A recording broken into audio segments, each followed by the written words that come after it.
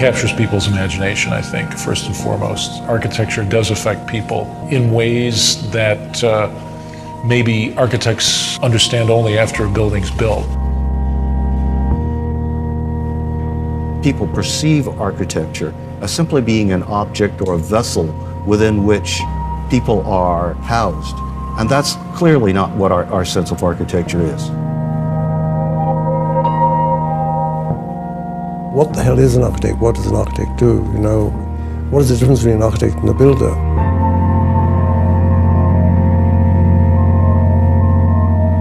We concretize the world. We take human activities and we make manifest the physical structures that accommodate all manner of human activity. The design studio is a place where individual action and individual creativity is measured very directly by the people around them. When students are doing their job, they're shifting the focus of how we're talking and thinking about architecture.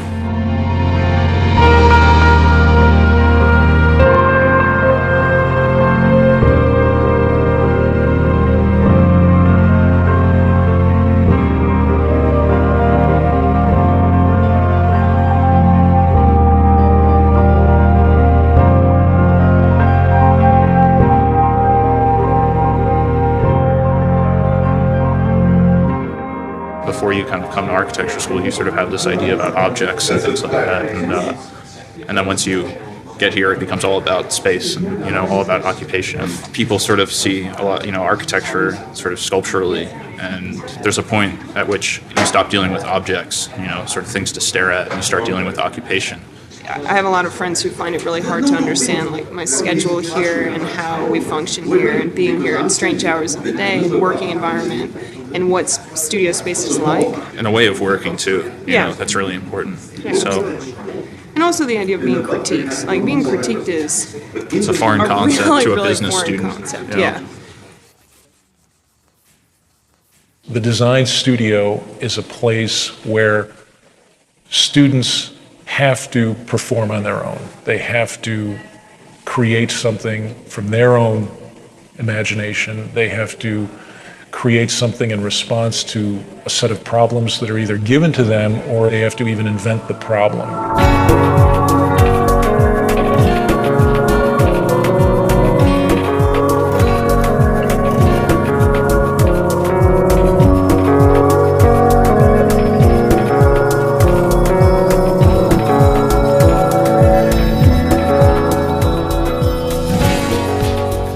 There's no other place that you can get this kind of culture. And we've been together for 5 years, like the whole group, right? So we know everybody. Everybody knows everything. It's like a second home. It's like a second community of people who are all struggling with the same questions. Now, when I worked at home, there was so much lacking in the projects. There's nobody to bounce things off of. The inspiration is at a minimum when you're on your own. Architecture education in US is one of the best because of this studio system. Always students hang around their own studio, talking, learning from others. That is the most important space for the education of architecture. It's like they were hating on Robert Moses because he's so insensitive and he tore down neighborhoods and this, that, and the other. It's like, you know what? Get in a car, drive on the West Side Highway, take the Triborough Bridge into Manhattan. Okay. And then you will understand what he was trying to do. That visual procession in the automobile, spectacular. No. It is spectacular. You're thinking about it now because oh yeah, of course. Now we sit in traffic and we look at it. But back then, like the city had to make that transformation. The great thing about architecture schools is it still takes place in a kind of space where people discuss the work together in a kind of both a personal way, a one-on-one way, and in a very public way. Ultimately, there's a kind of arena. There's a public arena where the work is discussed, where students can present themselves personally to other people and show that they have a stake in the work and what they really think about the work. And that's extremely important, I think, to the development of an architectural project, because that's ultimately how architecture at certain points is really developed in the real world, and it's both an important lesson, but it's also a way in which, through that kind of intensely personal and human contact, that the work gets better.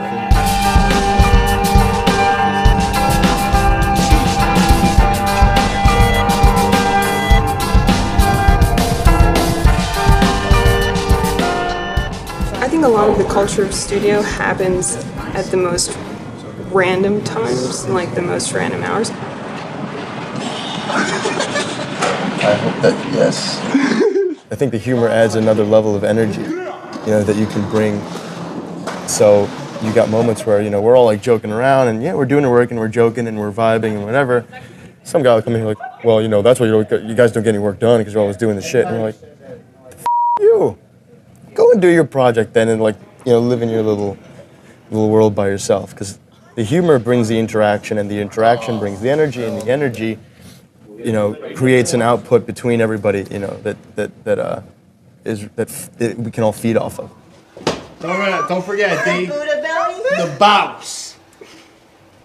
Everyone stays late, everyone's hanging out and smoking cigarettes and drinking a lot of coffee and not really necessarily at your desk drawing or whatever. Architecture school is a really strange, specific environment. You can't possibly put that much work into something, like hours and hours on, one drawing or whatever, and make it be productive. You could tell an architect that it's due tomorrow and they'll put in the 12 hours and it might actually look the same as if they spent a whole week on it, I should have gone home earlier than I did because I just every 5 minutes I would take a little bit of glue and put it somewhere and then stop and figure out what the hell it is that I just did and then start the third again. So I have this terrible thing that happens to me that I call the design high, where I can't fall asleep because I can't stop thinking about my project. And it's I get home and the whole walk home I'm exhausted. And as soon as I brush my teeth and wash my face and get into bed, I need to go back to studio. Your health is kind of put on hold to make room for your ideas. Architects are masochists in some ways. You're in there to all hours of the night, you're cutting yourself at 3 o'clock in the morning, you're rushing to the hospital to get stitched. You're putting these models together that you're tearing apart and then putting them together again, and then you're going through this iterative process of evaluation that is incredibly personal, but yet also very public. And you're constantly putting yourself on display, opening yourself up to attack and criticism. It's intense. Why would you subject yourself to that and put yourself through that if you didn't love it?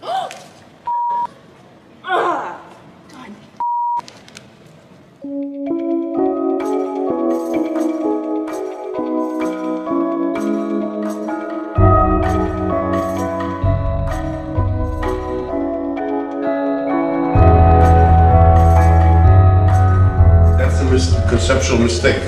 A structural system does not separate between each unit. Usually the span of structure encompasses 3 or 4 units, or maybe more. Well, I understand, but I don't see why that has to necessarily be the case, especially. It necessarily be the case. It has to be the case. I understand that I don't have to, but I think it's important for the, It's wrong. the resolution. It's fine. It's wrong. Why is it wrong? Tell us why it's wrong. Economically. It's not wrong. Systems. We could critique his whole project in terms of the economy. But you're done. Basically, they're these walls, Dan. In terms of his diagram. Yeah. It's how Those have to be every other third wall is structural. I mean, then that completely ruins the areas in It does not ruin anything. It wasn't necessary to have that conversation. The point was made, and then that's it. I understood the point. They understood or I thought he understood my point. I thought that should be the end of it, and then there were more important things to talk about and other people that had to talk to them, and still talking about it for 20 minutes. One thing that I always have an issue with is students get so frustrated if they don't have a good critique. I think they misinterpret what a good critique is. I mean, by definition, it's a critique, it's a criticism. So if you go into a critique and all the critics, all they can do is blow hot air up your ass and tell you how great the project looks, well, that's still not, to me, that's not a good critique. They didn't criticize anything. To me, a good criticism is if you can inspire enough thought based on what they see and what they hear. If it inspires enough thought, then they will criticize. Not criticize in the sense of attacking. They're going to criticize because whatever you showed them inspired enough thought that they have their own opinion about the thing now. That's a criticism. I'm not gonna argue with you because I have a feeling it wouldn't be productive. We could go on all night. We could. I know that's not the point. You We're would stop trying and to- listen occasionally. We'd be able to find, some resting spot here where we're kind of talking about the same thing, and you allow us to help you. The other thing I think that is sometimes very negative is the idea that the student should be trained to do a sales pitch in this jury process. I mean, I think that really probably the student should at first be silent, and the jurors should really start to ask questions about the drawings and try to understand the project in a more Socratic way, rather than this sales pitch followed by criticism. If you're a smart architecture student, you're listening very closely because you're not only interested in how that work is coming out of you, but also how other people are seeing it.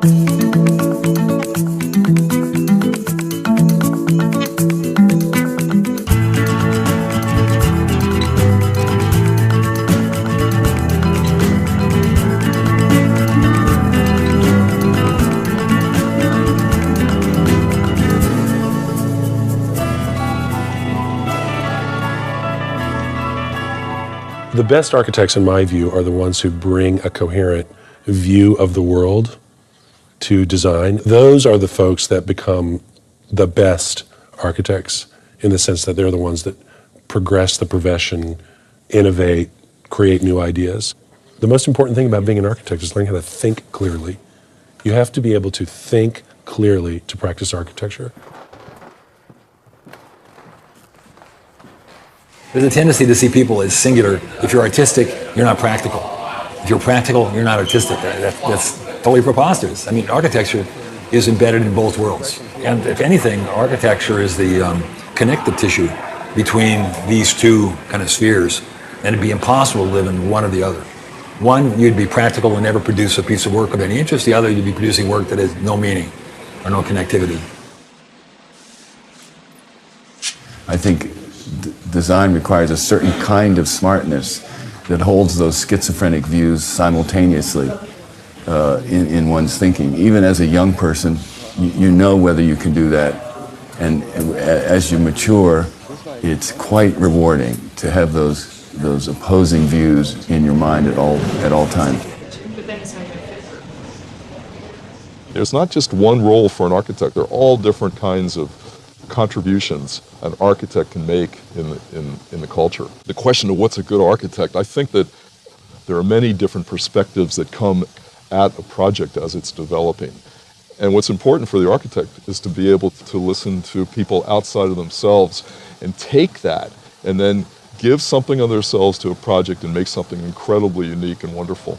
It has to be a person who's really willing to learn in a way that architects need to learn, which is they need to learn something every day for the rest of their lives. You've got to be, in a sense, kind of driven by that, in a sense, kind of inner force. But I think you also have to have the ability to kind of work through something and to be able to look at particular problems and be able to kind of listen and learn and examine with great patience some of those questions. So again, it's a kind of left brain, right brain kind of dichotomy that is, constantly, those demands are constantly placed on you as an architect.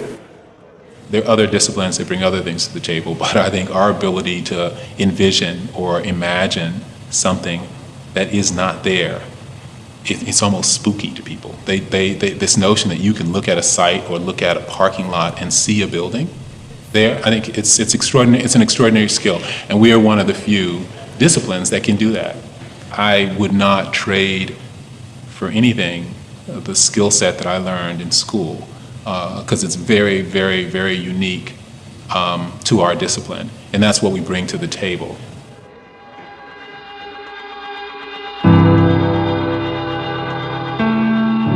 I don't believe schools of architecture, either historically or today, have particularly prepared young architects for the realities of architectural practice. Again, referring to this notion of safe space where one can fail, where one can push the envelope in a sense. I think the academy always needs to be that. In a certain sense, you're a bit freer of the constraints of the real world. We need to understand that those constraints also have to be brought into the academy so students can begin dealing with them and dealing with them in an inventive and creative way. I think the academy should be a kind of idealized space, but it also has to be a kind of laboratory, a testing ground for the real world. And I don't think we're so good with the latter. I mean, we are still that ivory tower. Sometimes I think we lose a little bit of the reality of what our job is and what our profession is really about. I think people really forget the reality of what it's going to be like to be working as professionals. Architecture school is really unique because it's probably the only time that many of architecture students get to work on their own projects, because after that architecture is basically a service industry. I think that the profession is a lot different from the education in that you never work alone. It's hard to design an entire building by yourself. There's always other people that you have to network with or design with or consult. That collaboration is not usually present in school, which is a good thing and a bad thing, because during school you're trying to develop your own sort of way of working. You're very fast and you only predicting what I'm going to say. Their education is not preparing them to become kind of architects in the full sense of the word architect, being both poets and practitioners. They are wonderful, they're talented, they're smart.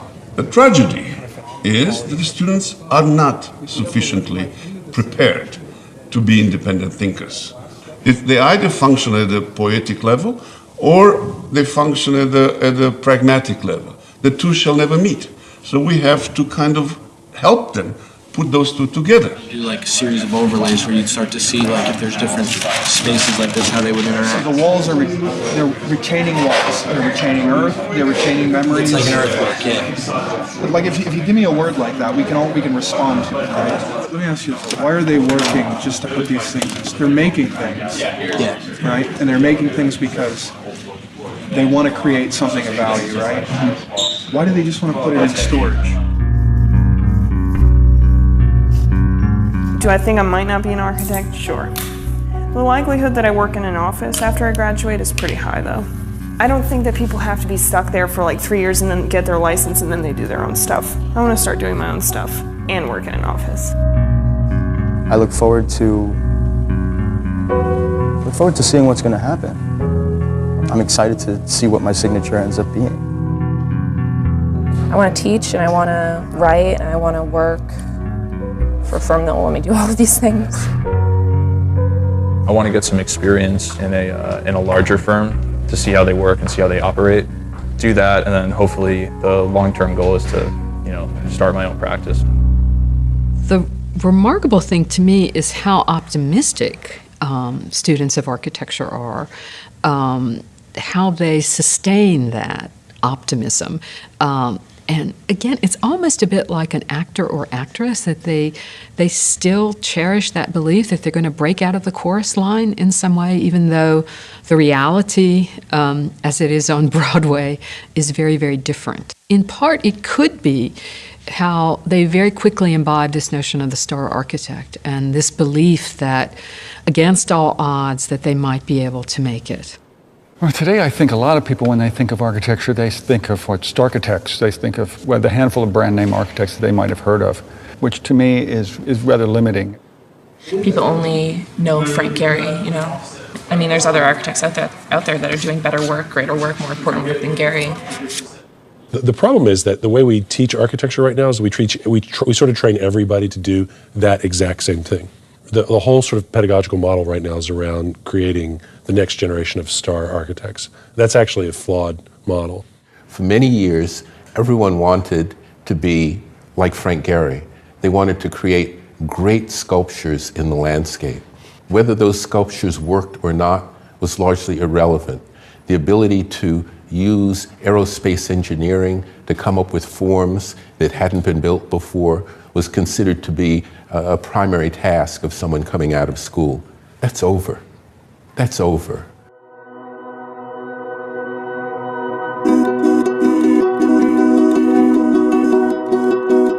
I would argue that this current generation of beginning students of architecture have the capacity to reshape a world like we've never seen before. and they need to have access to as much technology and as much discourse, meaningful discourse surrounding these techniques and these tools, so that they're fully prepared to go out into the world in the future to do something positive and productive. Students are coming out, they're working with individuals around the world who need shelter and who need ways of living that are affordable and supportable and sustainable. The students themselves have been pushing to force faculty to think differently about the way faculty see the environment, use the environment, and create objects that serve not just the aesthetic interests of the architect. It's fundamentally an optimistic profession. You don't go into architecture if you're a pessimist, if you don't actually believe that the world can get better. So I think you've got a bunch of optimists that go into this design profession who actually believe that their buildings are going to make the difference in somebody's life. I think that the built environment is something that people have such an appreciation for. If you don't care about this, then like, what do you care about? It's about understanding human behavior, human desire, human want. Architecture is what you experience in your daily life on the street, the space of the street, how you navigate the street, how you relate to the buildings around you. People tend to think architecture is done for and by other people. It's, it's also done by you if you decide to maybe put a new window in your house or change the traffic flow in your house or your office. At architecture school, you got the freedom to, you don't like something, do something about it. That's what they told you for 5 years. Do something about it. Doesn't matter what, just do something about it. The school is kind of about a way of thinking, and what you're going to do in architecture school is not what you think it's going to be, That you're not going to go in there and be designing colonial homes and things like that. We don't just need shelter, we need atmosphere, and we need to be inspired. I think one of the most important things you can take from this school is not to lose your ambition. It's not just, 4 walls and a roof. There's more into it. There's like a life to it that I think we get here, and we should really take with us everywhere you go. You're gonna come to architecture school. I hope you understand the creative process. I hope you understand the transformation that your mind and body and psyches is gonna go through, because there is